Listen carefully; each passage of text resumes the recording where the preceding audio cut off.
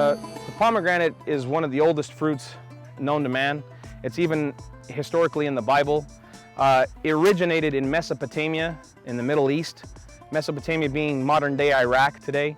That fruit has basically over the years been lost. One of the main pushers of pomegranates started spending a lot of money developing, or in the universities, doing research on what the pomegranate's health benefits are. There's new science going on right now. They had 5 women that had breast cancer, and the University of Santa Barbara, University of Utah, and the one out of University of San Diego have done a test. And what they did is they did an extract from the skin of the pomegranate, and they concentrated it, and it has the ellagic acid in it.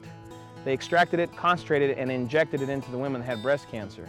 And as of right now, they've been in remission now for 2.5 years. Now, they don't call it a success until the women are in remission for 5 years. That's the waypoint. And so there's a lot of benefits with a pomegranate that most other fruits don't have. The nice thing about pomegranates is they have a huge amount of antioxidants. They're very good for people who have blood sugar. It has an enzyme in it that helps lower blood sugar in people that are diabetics. Out of the 2 fruits that diabetics can usually consume is dates and pomegranates, even if you're a type 2 or type 1 diabetic. The reason we got started in it is when we got out of the dairy business, I was looking for something different to do that was more new and innovative. And I started looking into pomegranates, and I decided that we would plant trees. And the guy who originally planted or sold us the trees said he would give us a contract to buy back the fruit.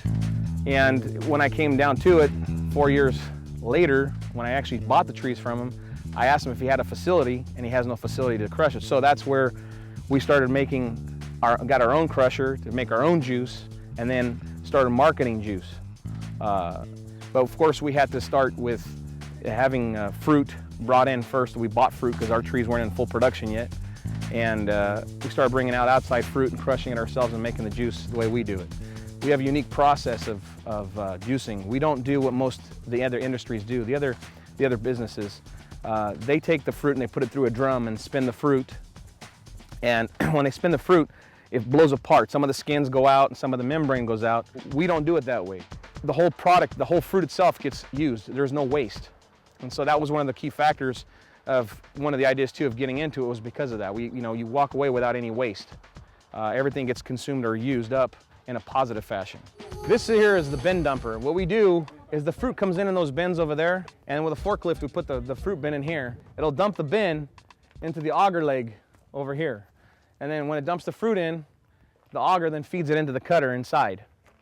And then we're gonna go in now, and you'll see the cutter and the machine, how it separates the fruit. This is where the finisher, popping the arrows and juicing it, and then you have the auger taking the seed out, and then you've got this elevator here taking out the skins that have already been separated prior to the arrows going into the juicer. This machine here can do approximately 2 semi-loads a day of fruit, which is about 50 tons a day, this one machine. The pipe that I showed you guys that was bringing the juice comes through that wall now from the crusher, comes all the way here, and right now it's connected to do the wash cycle. But that curve turns down, there's a pipe that comes up from the tank and connects to it, and it puts the juice into the tank. It is pumped into the tank by the pump at the juicer. It's very critical to have agitators on the tank so that, because we keep the juice cooler than we do milk. We keep it at below 32 degrees because it doesn't freeze at that temperature. But you have to have the agitators running, because if not, what it'll do is it'll freeze on the walls, because it freezes that much more, and the center won't freeze enough.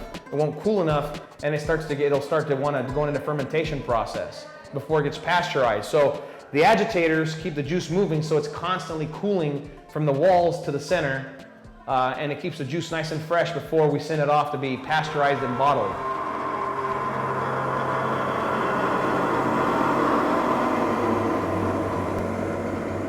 I think it's being accepted very well, especially down south in Gelson's, which is, they have more than one store, but one of them is in the heart of Hollywood.